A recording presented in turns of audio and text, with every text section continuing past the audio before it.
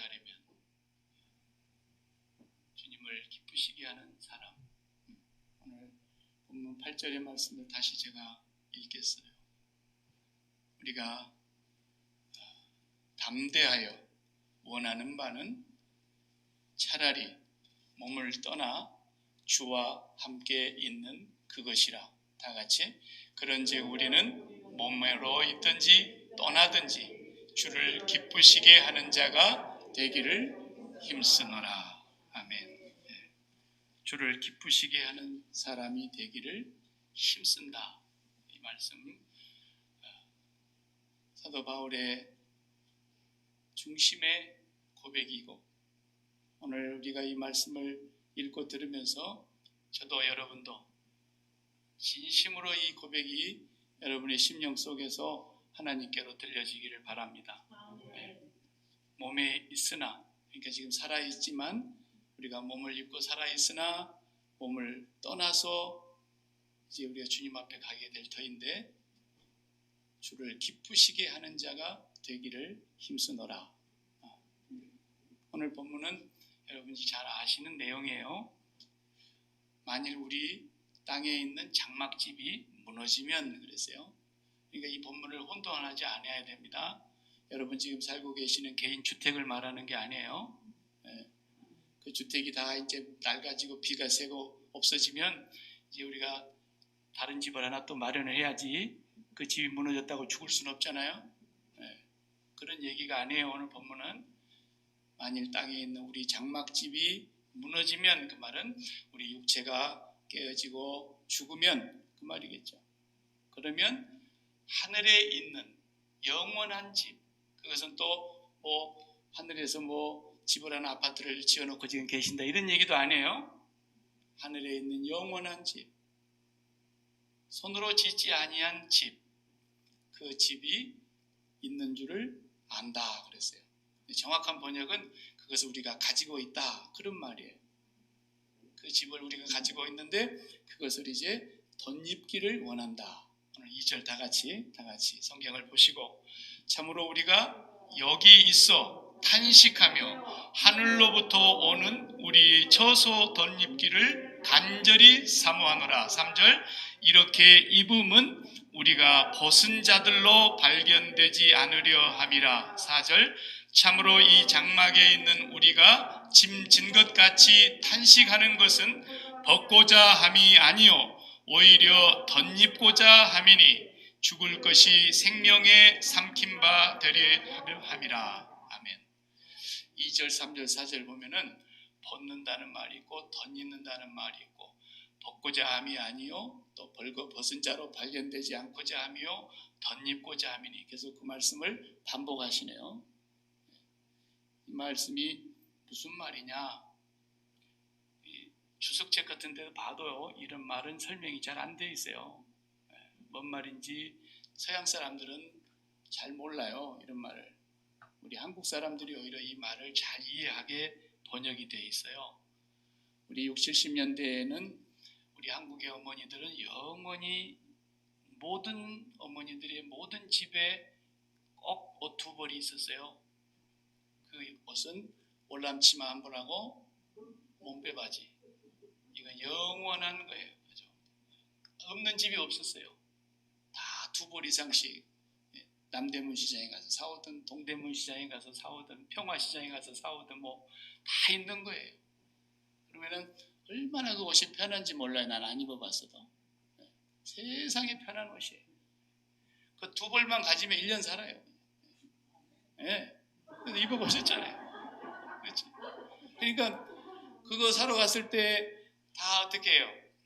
바지 입고 간 사람은 어떻게 해요? 월남치마 살 때 어떻게 해요? 바지를 훌러덩 벗고 월남치마를 입어보고 그걸 안 해요.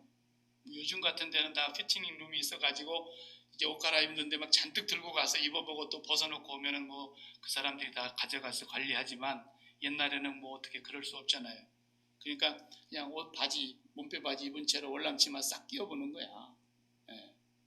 그리고 반대로 월남치마 입고 간 사람이 몸빼 바지 하나 사려고 그러면은 어떻게 해요? 월남치마 홀러덩 벗고 몸빼 바지 입어보고 그래 안 해요? 왜? 벌거벗은 자로 발견되지 않으려고.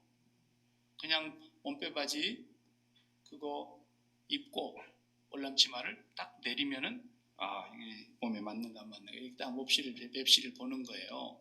그렇게 입고 살았어요.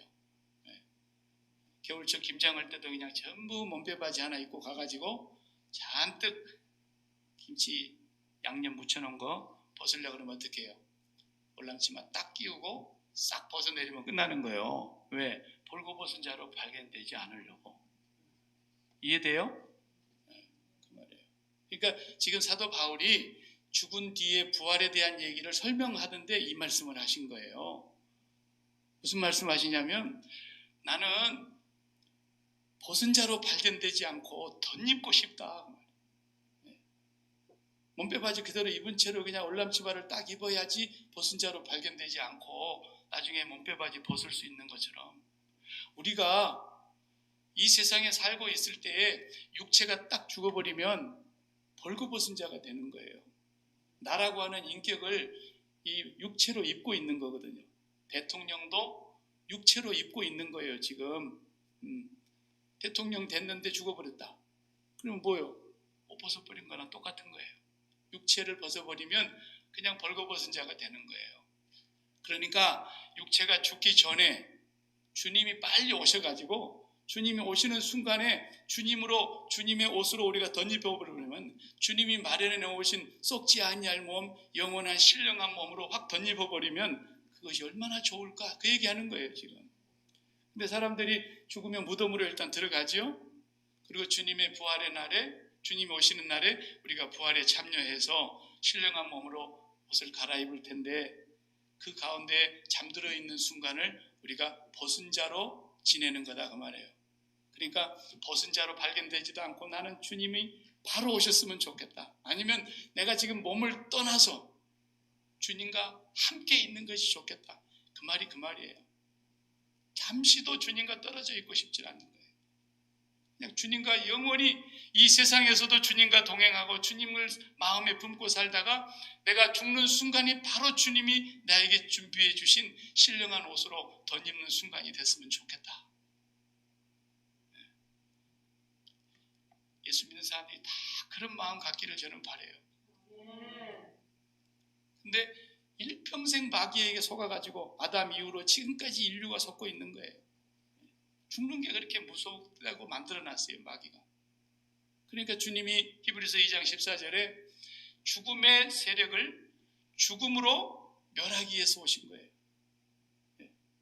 예수님이 죽으심으로써 죽음의 세력이 최고 무서운 권세인 것처럼 지고 히드로는 죽음의 세력을 잡은 자 마귀를 없애야 하시고 우리를 죽음에서 놓아 해방시켜 주시려고 우리 몸을 떠나고 우리 육체를 떠나는 것이 얼마나 행복한 것이냐는 것을 우리는 바로 알아야 돼요.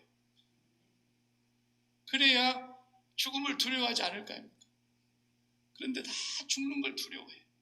하여튼 개통밭에 살아도 이승이 좋다고 죽는 걸 그렇게 무서워해요.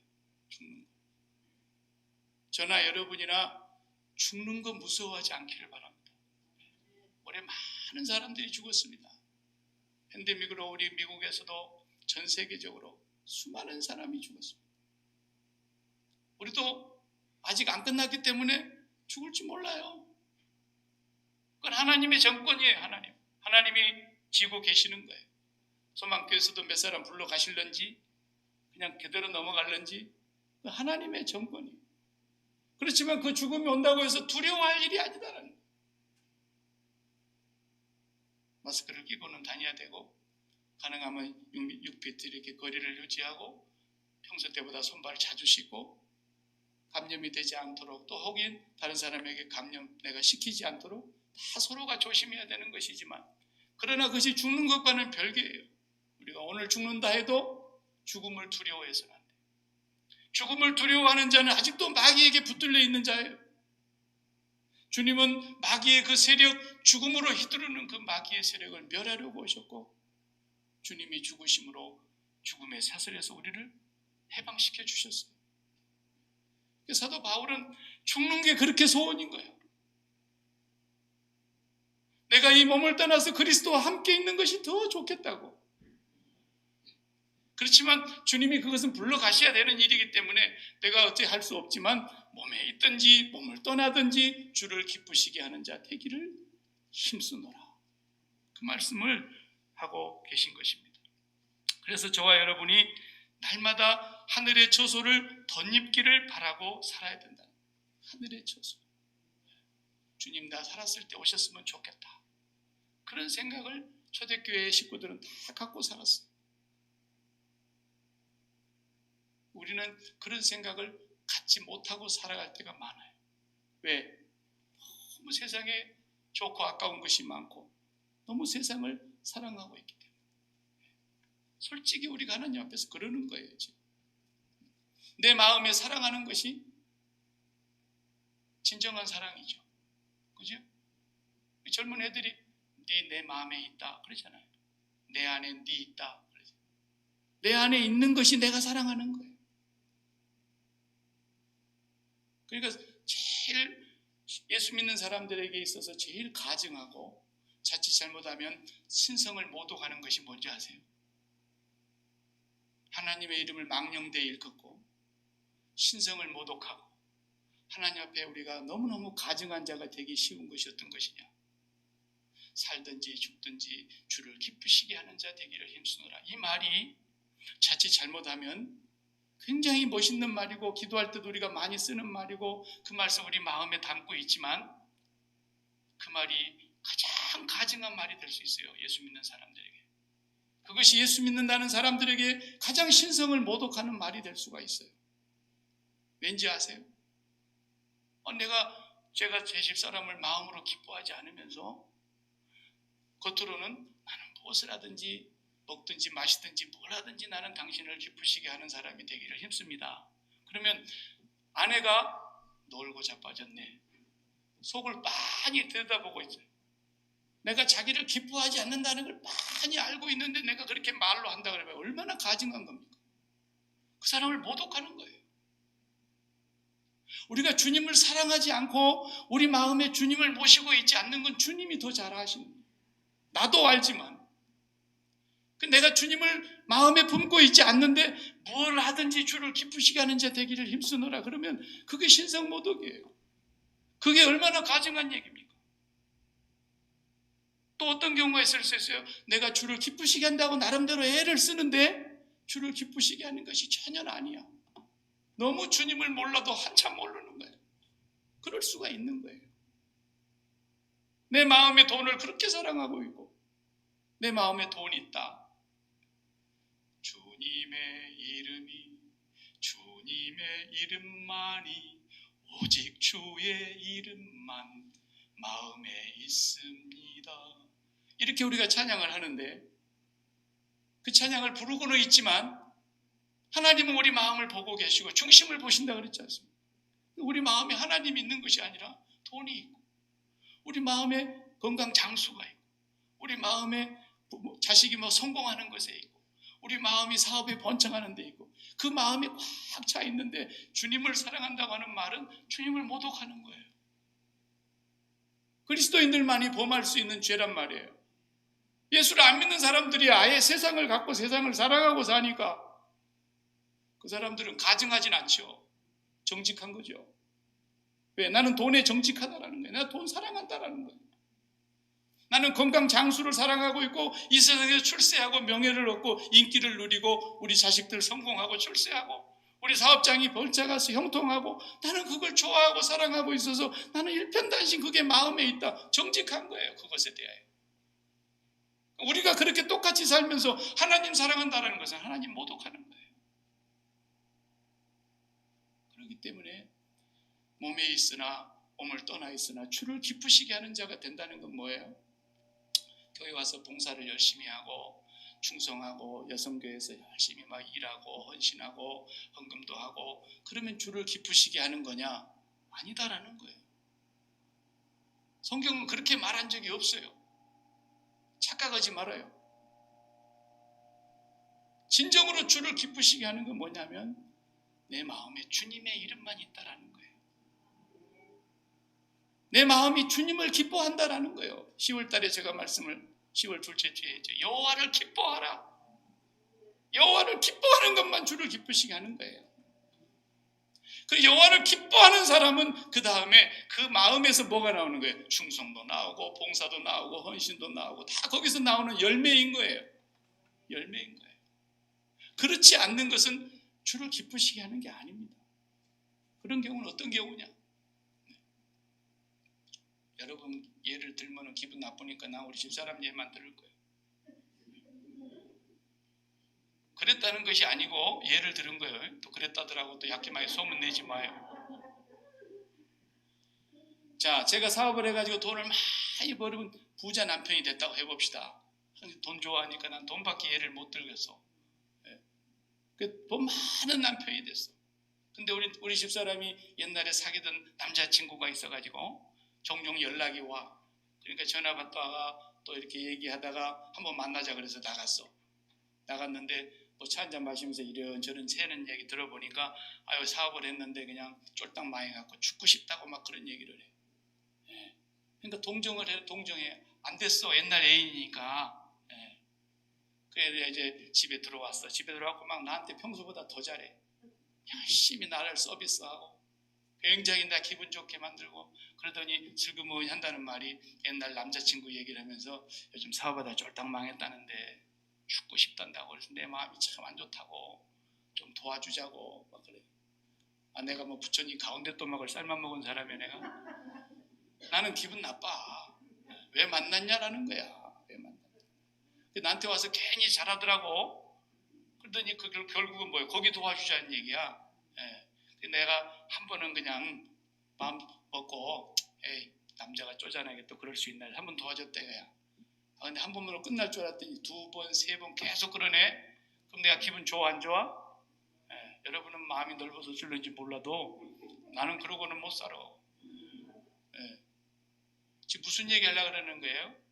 내 마음에 하나님이 없는데, 내 마음에 하나님을 기뻐함이 없는데, 내 마음에 주를 기뻐함이 없는데, 진정으로 내 마음에 담겨져 있는 건 돈이고 자식 출세하는 거고 건강 장수하는 거고 사업 번창하는 거고 이것이 내 마음에 담겨 있는데 하나님 앞에 와서 열심히 봉사해, 열심히 기도해, 열심히 충성해, 열심히 헌신해. 뭐 하자는 거예요 지금?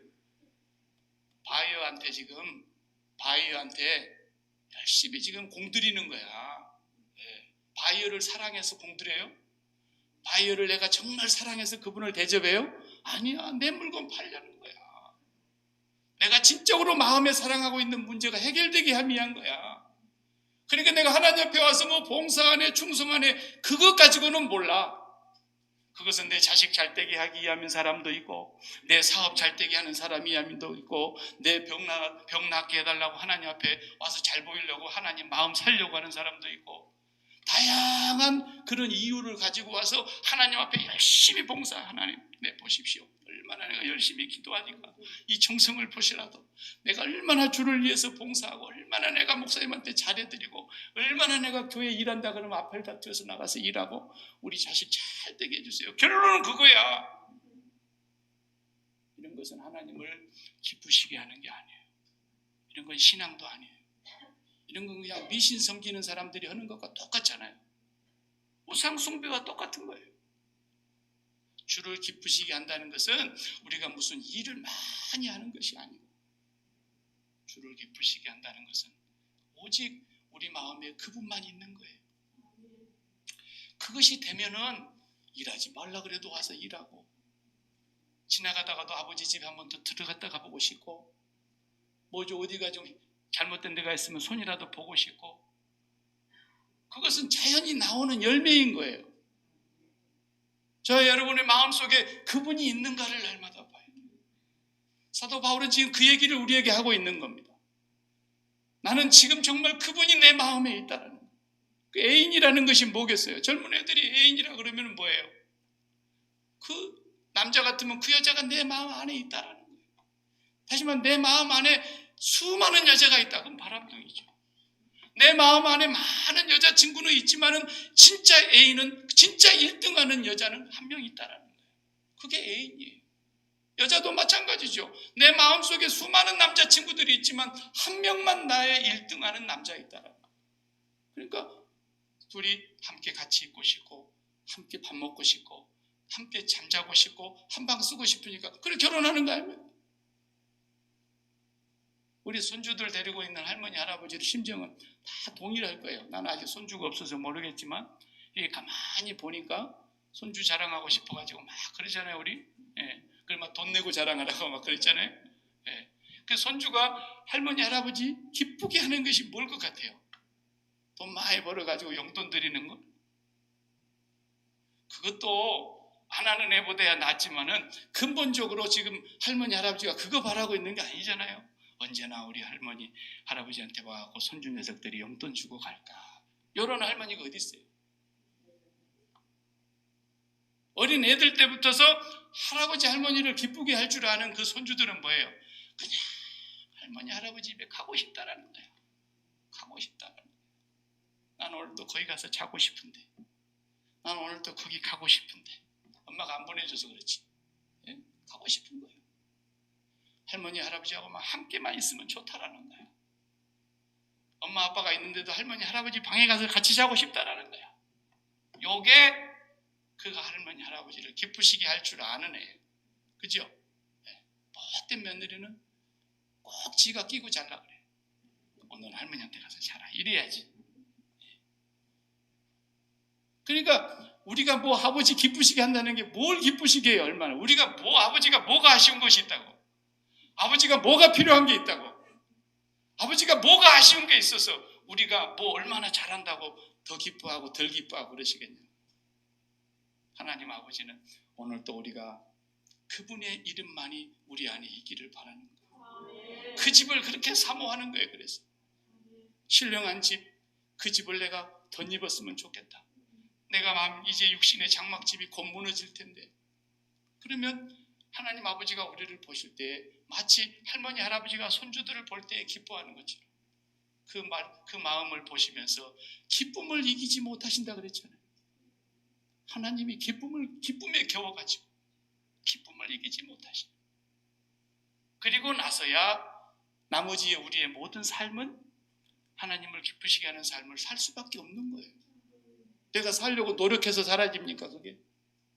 하나님 아버지가 기뻐하시는 일은 이웃을 사랑하라, 사랑하라, 성도 간에 사랑하라, 사랑하고, 성도 간에 기쁨을 함께 나누고, 슬픔도 같이 나누고, 힘든 일이 있으면 서로 나누고, 성도 간의 교제를 뜨겁게 하고, 성도의 어려움을 돌아보고, 이런 게 다 하라 그래서 합니까? 주님을 사랑하는 마음이 내 속에 가득하니까 그 열매가 나타나서 그분의 삶이 주님의 뜻을 이 땅에서 이루어가는 삶이 되는 거죠.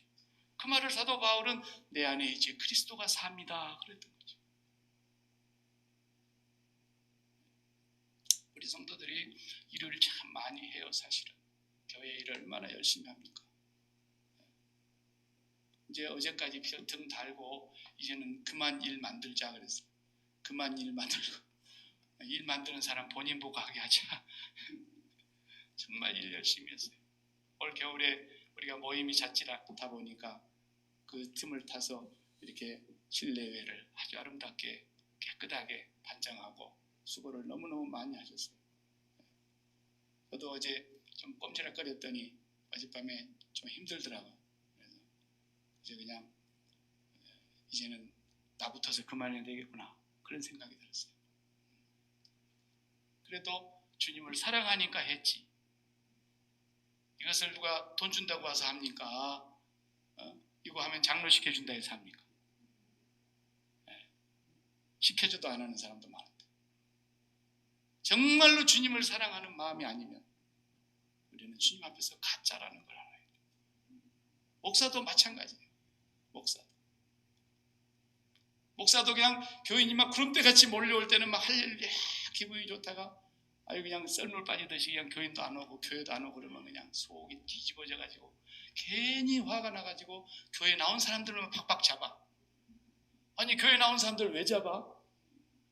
교회 나온 사람들이 얼마나 귀한 사람들인데, 성질 벅벅 내고. 이건 목사도 잘못된 거예요. 2명이 와서 여기 앉아 있어도 그냥 하나님이 기뻐야 되는 거예요. 하나님이 기뻐갖고 내 안에 있는 기쁨이 나와야지. 왜? 그냥 교인만 보면 열받아가지고. 왜 열받아 지가? 그 수상한 목사예요, 그건. 나는 그래서 여러분 보고 절대 열 안 받으려고. 예. 날마다 주님의 십자가만 보는 거예요. 날마다 주님의 십자가만 봐. 내가 뭘 다른 걸 볼 게 뭐가 있어요? 그러니까 사도 바울이 어떻게 이런 사람이 될 수 있느냐? 성정이 우리와 똑같은데 그것은 단 한 가지밖에 없어요. 나는 예수 그리스도와 그의 십자가에 못 박힌 것 외에는 아무것도 알지 아니하기로 작정했고, 그것만 사랑하고 자랑하기로 작정했고, 살든지 죽든지 내 몸에서 그리스도가 존귀케 되는 것만 원하는 거고, 몸에 있든지 몸 밖에 있든지 나는 주를 기쁘시게 하는 일만 하겠다. 마지막 10절을 보겠어요. 우리가 다 반드시 그리스도의 심판대 앞에 나타나게 되어 각각 선악간에 그 몸으로 행한 것을 따라 받으려 함이라. 왜 기쁘시게 하는 자가 됩니까? 심판대가 있기 때문에. 옛날에 우리 다 학교 다니면서 경험해 본 것인데, 중학교 때 고등학교 때 보면은 성적표 오는 날, 그런 날은 좀 없었으면 좋겠어. 성적표 오는 날 꼭 부모님 도장 받아갖고 오라. 안 보여주고 살짝 꼽을 쳤다가 다시 가져올까 봐서. 성적표 오는 날은 우치통 붙어서 기다리는 거예요. 우치부 아저씨 언제 오나. 우치부 아저씨 먼저 가서 받아야 되니까. 우리 아버지 어머니 손에 들어가면 점수가 잘 나오는 애는 어때요? 일부러 자기가 안 받아. 우리 부모님이 오늘 또 성적표를 보고 얼마나 흐뭇해 하실까 그런 생각에 좋아가지고 도장 찍어오라는 것이 제일. 이제 점수가 안 나오면 저야 뭐 한 번도 우리 부모님에게 서운함을 드려본 적이 없어요. 왜? 공부를 너무 잘해서? 아니, 내가 도장을 파서 아르바이트를 했기 때문에. 나는 중학교 고등학교 때 도장 파갖고 아르바이트 하면서 공부했어요. 내가 우리 아버지 도장 딱 하나 파갖고 갖고 있으니까 뭐 그냥 딱 찍어가지고 갖고 가면, 난 한 번도 공부 못했다고 뭐 혼난 적이 없어요. 그러나 공부 못한 아이는 그 지독한 어머니나 아빠가 성적표 오는 날만 눈을 부라리면서 기다리고 계시는 분은 그날 학교 가서 집에 돌아가기가 왜 그렇게 싫은지, 오늘 죽었다 이거예요. 그러나 전부 잘 맞은 아이는 기분 좋게 들어가는 거예요. 예수 믿는 사람은 죽는 게 두려운 게 아니고 그날의 주님 앞에 설 것이 두려운 거예요. 왜 죽는 게 두려워요? 마귀가 우리를 두렵게 만들어놨어요. 우리가 이 세상을 사랑하게 만들어가지고 그 사랑하는 것들이 너가 되어서 나를 만들어놨기 때문에, 수많은 사랑하는 너가 있어서 그 너를 내가 빼앗기는 것이 두려워서 죽는 게 두려운 거 아닙니까? 어느 날 내 몸이 꺼지는 날 나의 너가 됐던 것이 다 없어지니까. 그러나 사도 바울은 모두를 다 십자가에 못 박아 죽이고 오직 너는 예수 그리스도밖에 없었으니까.